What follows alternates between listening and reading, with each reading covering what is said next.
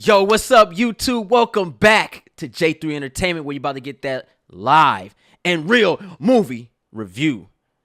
If you guys don't know who I am J3. And my partner in crime? What up, y'all? It's your boy Chris back in the building. What's good? What's up, Chris? Chilling, man.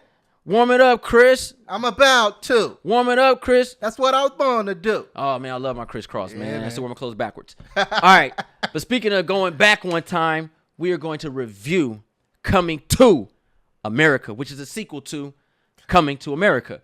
And wow, they did it. They came back. Yes. And they came back in a good way. Woo! You think so? Yes. Because sometimes you get a comeback and it's more like a mail-in. Like I'm not here for a mail-in. Got you. Word. Well, with that being said, y'all, we got to get into this review because for everybody out there that don't know, Coming to America is obviously on my top 10 films of all time. So my expectations for this film is a little different because I'm coming in as a true fan of Coming to America, and I think you are too. Yeah. Because we grew up with this. This is our airplane. Yeah. You know what I'm saying? This is our airplane. I love Airplane, as a matter of fact, but this is our airplane. Eddie Murphy came with it. Harlem Nights, stuff like that, man. That's our movies. Boomerang, Eddie Murphy. Yes. Eddie Murphy is literally the cousin, the long distance cousin that comes every other family reunion. Yep. And that's how I feel when I see Eddie Murphy. So I'm super hype on this, man. Yeah. And I was happy to see that it was a version of my Eddie, not they Eddie, but my Eddie. Word. 48 hours Eddie. Yeah. That's the dude I wanted to see. And my dude Arsenio was in there, man. I was happy to see them two back together, bro. It felt good to see them two back together on screen. He ain't lying. Nah, but so if you're new to the channel, I like to review films a little different. I like to talk about the good and the bad. But because this is Coming to America, we got to spoil some things. So between the good and the bad, no spoilers. But after that, we will spoil this film because I got to talk about some stuff with my boy Chris. Yeah. Because it's stuff I want to, analyze a little bit. We got to get into some things. But you will be warned before we get into that segment of the review. With that being said, Chris, good or bad? Let's go good. Ooh, we going good. Yeah. Let's go. Right. First and foremost, right off of the bat, the good. Obviously, we said it before. We're going to say it again. Seeing Eddie Murphy and Arsenio Hall on the stage or on the screen together again it felt good, man. It took me right back in time, and I felt like I was right back there. Obviously, it wasn't the R rating, so we didn't get some things, but it didn't really matter because it just felt good seeing them two again, man. And then we had returns, cameos. You got your boy Louis Armstrong was there for a cameo. John Amos. Wait, Louis Armstrong? I said Louis Armstrong. Louis Anderson? Yeah. Ooh, shit. I'm like, wait. I'm like, wait, Louis Armstrong. I see birds, clouds of white, or Louis. All right, Louis A. All right, Louis Anderson. All right, word. Anderson, my bad. Oh, wrecked. All right. All right, so. But I heard that. No, go ahead. Life of Louis was my shit. I ain't gonna lie, I love that. It was some people from the old ones. You got to see the old characters. Obviously, you knew you was gonna see the barbershop characters, and that was cool. You got to see the preacher man. He was cool. Nice little throwback. And of course, they introduced a new character that I affectionately dubbed Rafiki. I laughed every time Wesley Snipes jumped on the screen. I'm gonna be honest, dude was hilarious. Yeah, he was, man. So, what about you, dog? What did you like? All right, so I agree, totally agree. Seeing this cast come back once again, Eddie Murphy, Arsenio Hall, is just they're really, you could tell they're really close. They have that brotherly relationship, and I like the fact that those two individually stepped down one time as their characters as. Akeem and Semmi. They kind of really stepped back and they let the newer audience, the newer cast members come in and shine. And I really appreciate that. That's the non-selfish behavior of a great actor / comedian of Eddie Murphy. I love that. And Arsenio, dig it 100%. I also Wesley Snipes. You guys know Wesley Snipes, man. You know, back in the day, before Wesley, we were the blackest motherfuckers on the block. That's what Charlie Murphy said. Rest in peace, Charlie Murphy, man. Wesley Snipes in the building, bro. Yeah. I love it. I love every bit of it. It's funny because when I seen Wesley, I'm gonna be honest with you, I seen Charlie Murphy. I immediately was like, yo, even though Wesley did a phenomenal job, and might I say, he should have been T'Chaka in Black Panther because his African accent was on point, bro. Wesley Snipes tight, but I really saw Charlie Murphy in there, man. I bust a cap in your ass, man. One step, one time. Like, I seen it. Like, it was like he was there, bro. I felt like Charlie Murphy was in that character. For some reason, I just saw it. But Leslie Jones, baby, came in the building and was just a breath of fresh air for me. Yeah. Leslie Jones, to me, stole the show. When her character came on, the energy, the hype was on 9,000. Leslie Jones did a phenomenal job in this film. I can't say no. It's funny because we all know how Leslie Jones comedy is. Yeah. And Tracy Morgan. And their characters, they basically played themselves. Yeah. That's how I feel. And it just worked. Oh my God, it worked. It worked. Like, and Tiana Taylor got a fat booty. All right, go ahead.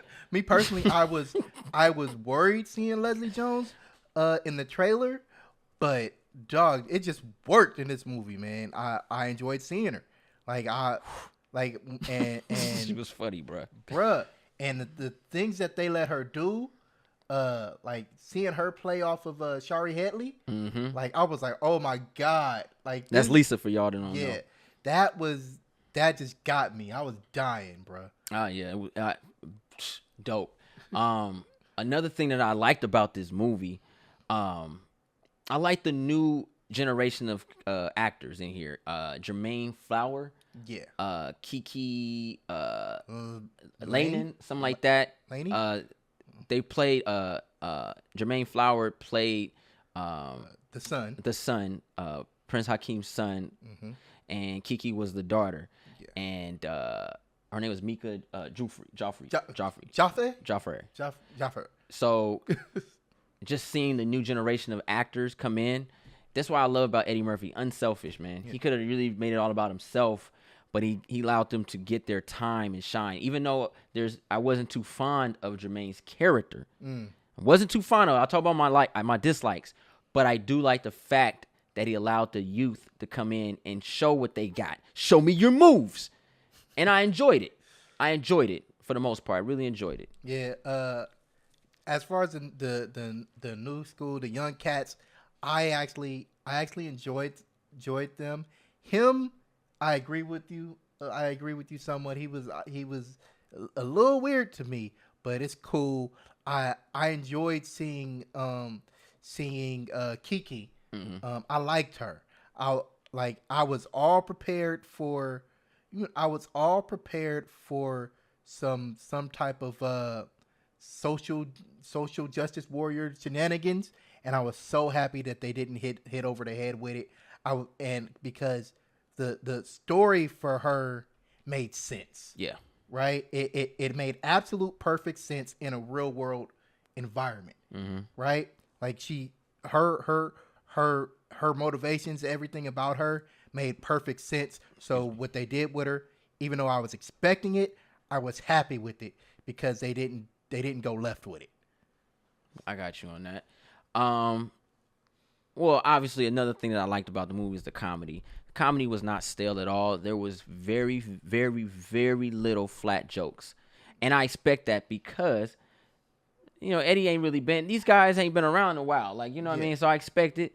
Also, I want to say James Evans, John Almost, love seeing him. It's I ain't gonna lie, I felt a little sad because he's older now. Yeah. And I remember James pulled that belt out and he whooping ass. Now James a little older now, man. So it was good seeing him. Yeah. I just want to make sure I acknowledge that because I love James Evans, man. Good times. The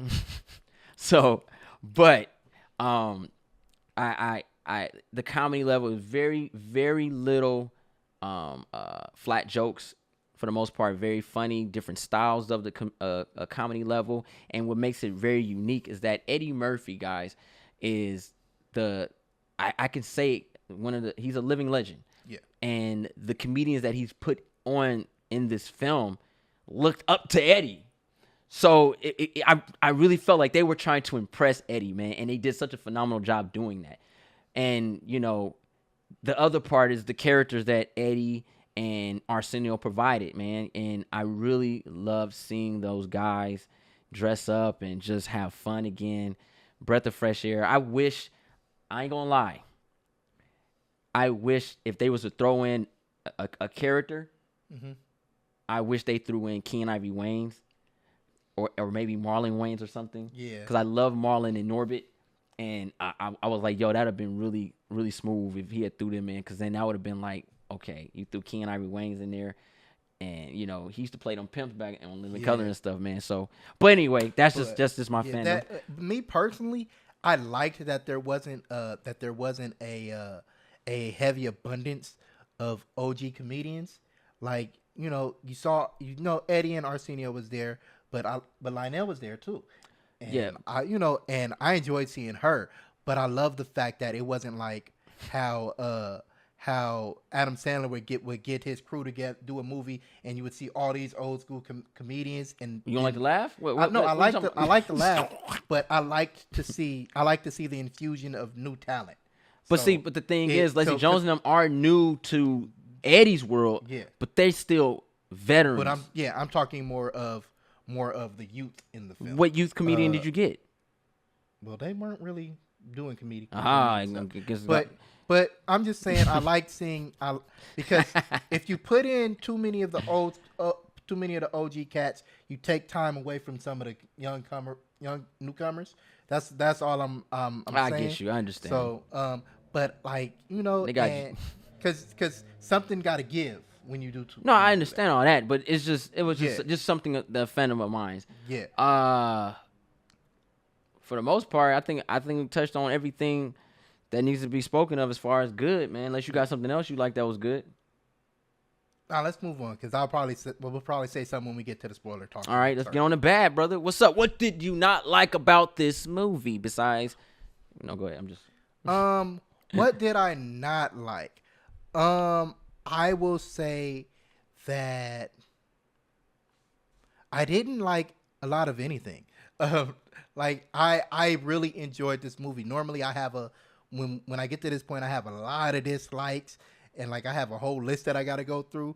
But in this one it was my dislikes are very minimal. So much that me personally I would almost call it nitpicking. Go ahead, nitpick. But what did you like? Yeah.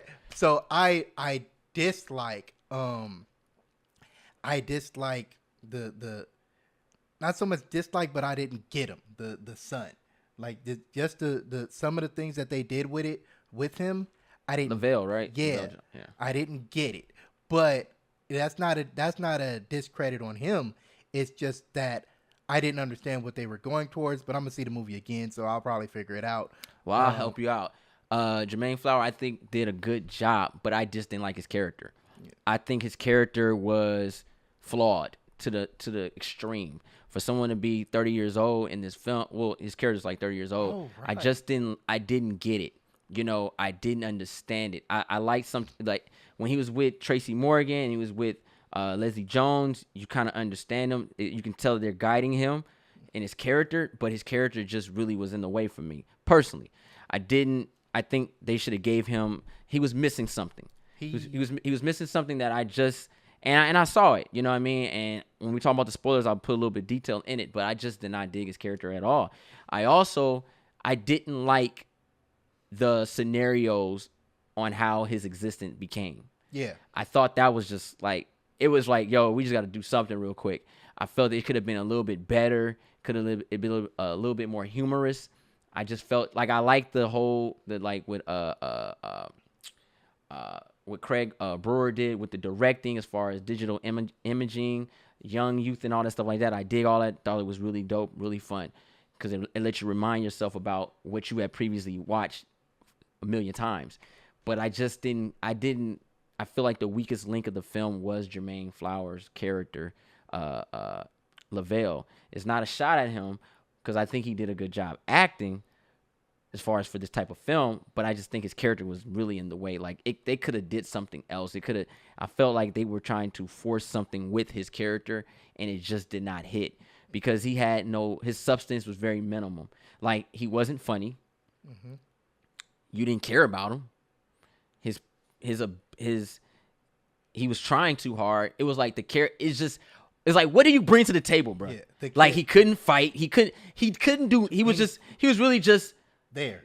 Yeah, but he was really just an heir. Like he was just a male. Yeah. Like he had no substance, and everybody else had something to offer. Because even though like his mother was Leslie Jones in there and stuff like that, she was bringing comedy, bruh. She had you going. Tracy Morgan, uncle, you know what I'm saying, Chief? Bringing that comedy. He brought nothing.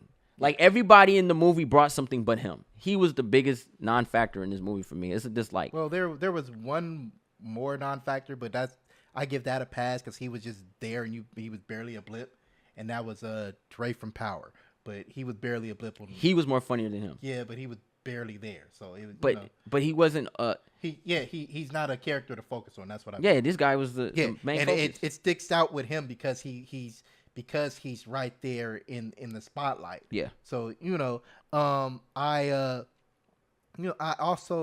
I think that I'm not going to say that it suffered for the PG-13 rating, but I will say that I think some of the jokes could have been raunchier with the R rating, but I enjoyed it anyway. So it's like I said, it's just nitpicking. But once again, I really enjoyed this film. I don't have a lot that I disliked on this one actually.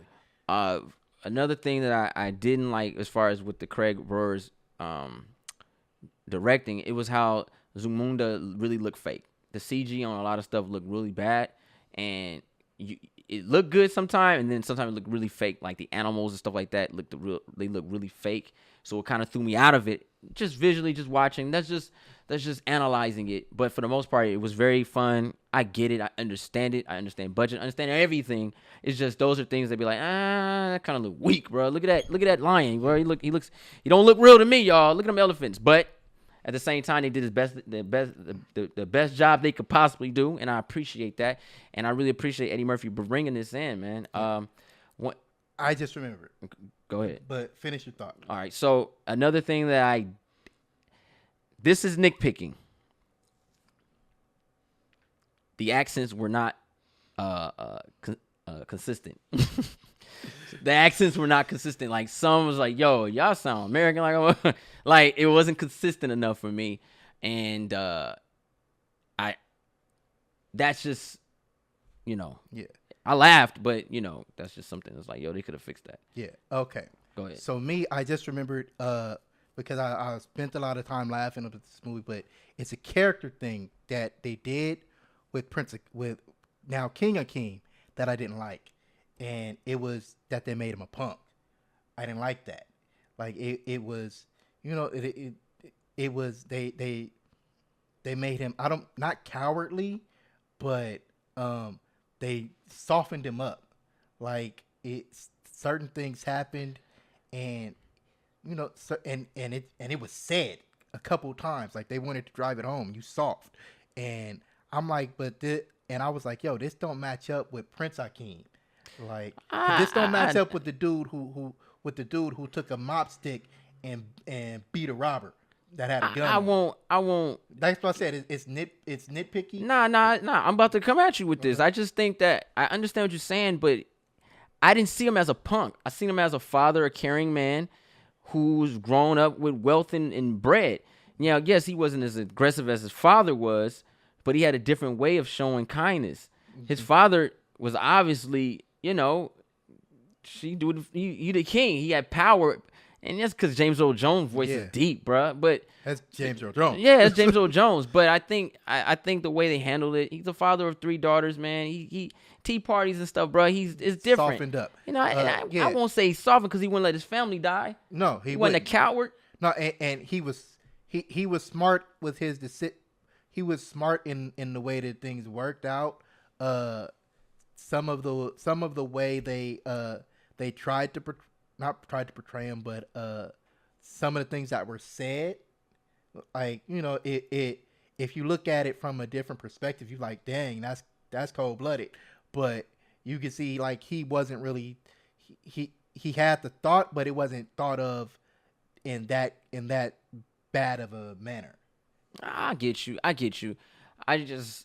I would never. I'm gonna be honest.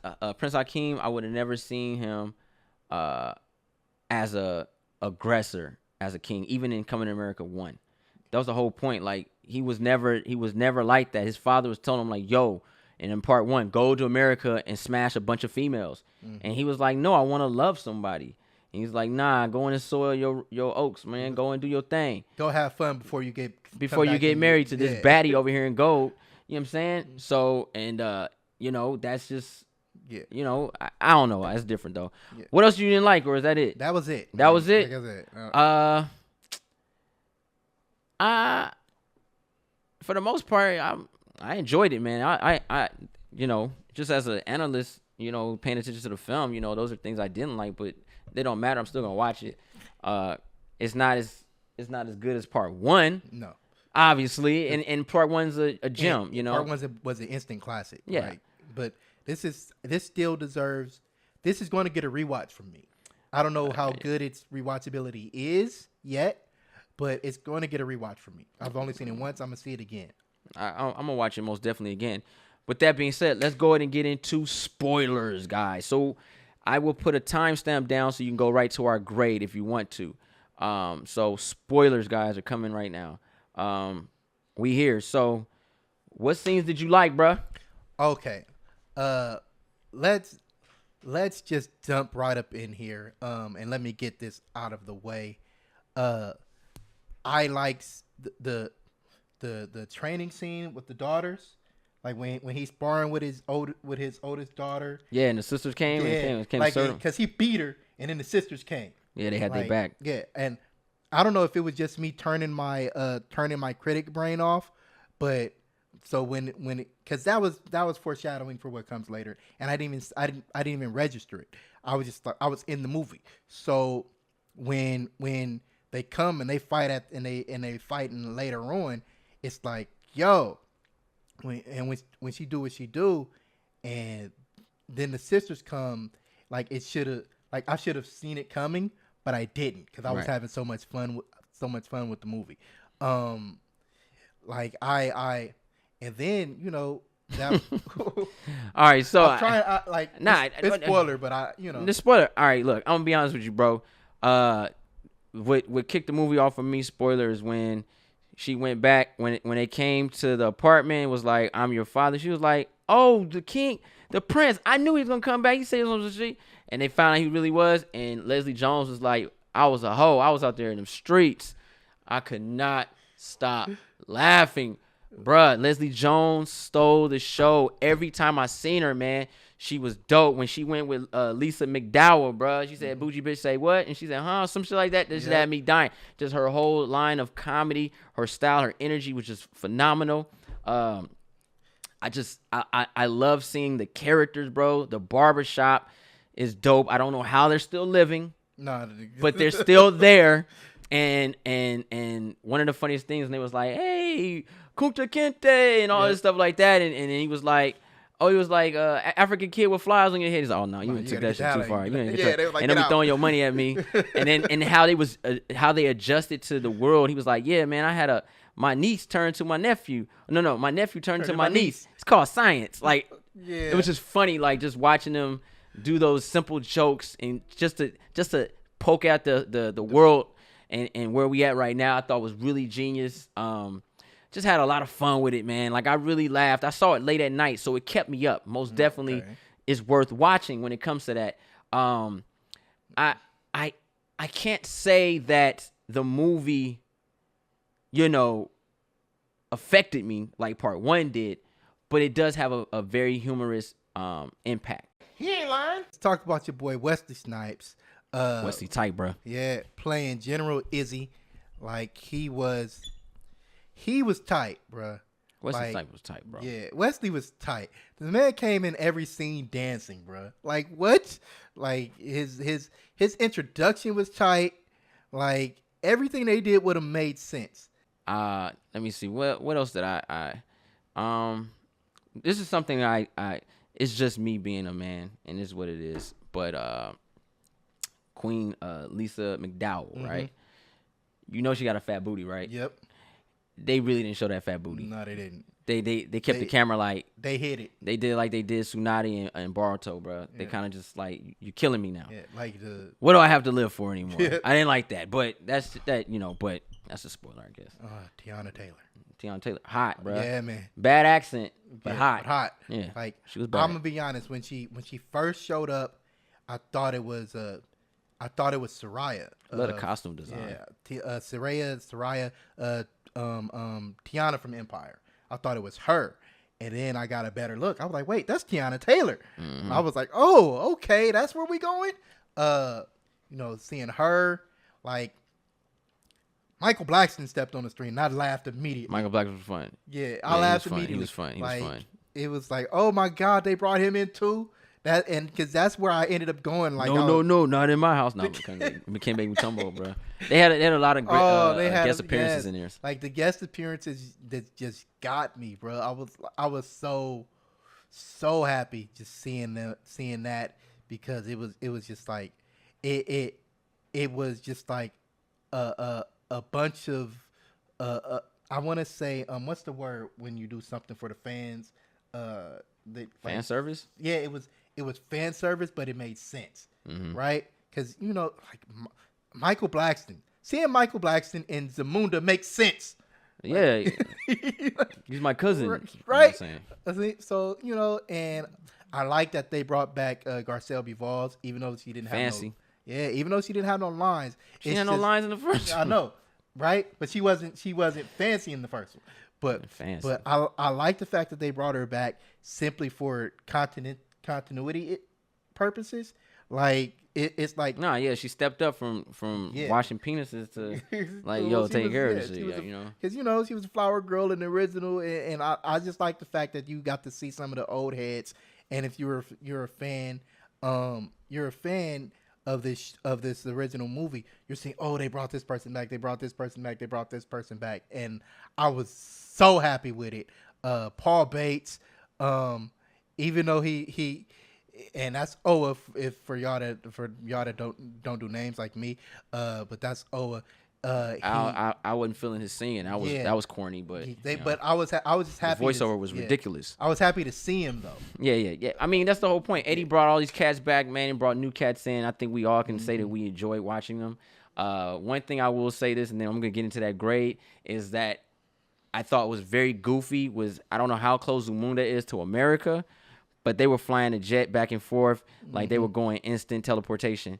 Like, it just didn't make any sense. I was like, yo, that's some like, how long y'all on the airplane? Like, nobody got jet lag, nobody effed up. Like, you just flew from Zamunda, this is Africa, to America. No like okay, whatever. With a gold jet. Like, maybe they got some Wakandan technology or something. I don't know, but I thought that was really goofy. But I had fun with the movie, man. Let's get into these grades, bro. Real quick, shout out to Morgan Freeman. I love seeing him. Morgan Freeman. I loved seeing him at the.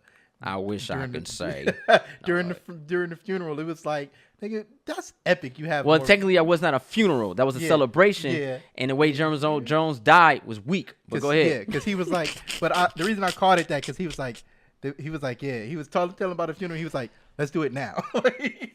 So I like seeing Morgan Freeman. Was that really a funeral though? It was supposed to be his. It was supposed to be his funeral. That's like, he wanted to see his funeral. He wanted to know how his funeral was going to be, and Akeem was like, "It's going to be epic." He was like, "Let's do it now." And then he died at it. Yeah, gangster. Weak at the same time. It was tight, but it was weak at the same time. And R.I.P. to Madge Sinclair, who played Akeem's mom, the Queen, in the original Coming to America. She passed a long time before this movie was even a concept, but I like the fact that they referenced her, and that they paid homage to her. Like, I love that. Like, beautiful. When John Amos was like, yo, what would your moms think? I love that because his mom's was the entire reason he got to marry Lisa in the first place. So I like that they took the time to reference and pay homage to her. Yeah, that was very emotional. That right there was very emotional. Eddie Murphy's brilliant, man, and I got nothing but love and respect for Eddie because Eddie Murphy showed us that he has nothing but love and respect for these actors and these people that helped make this movie successful. And just seeing him bring back so many familiar faces, he even brought back people that he went on dates with in the movie, like the twins were rapping at the end and stuff. Yeah. That was really cool. But let's get into the grade. Coming to America. Chris, what do you give the movie, bro? All right. I really, really enjoyed this movie. But because of the weakness of the son, his non-purpose, it's going to have to suffer a little bit. So I'm gonna go ahead and give this movie B+. All right, for sure. B+, there you go, guys. As an overall film, not necessarily just dedicated on one character, just as an overall film, had a lot of fun. Leslie Jones stole the show. Wesley Snipes came in second with that. Came in fired. Tracy Morgan, Eddie Murphy, seeing the characters. He ain't lying. All that stuff like that. Just beautiful. Breath of fresh air as a overall.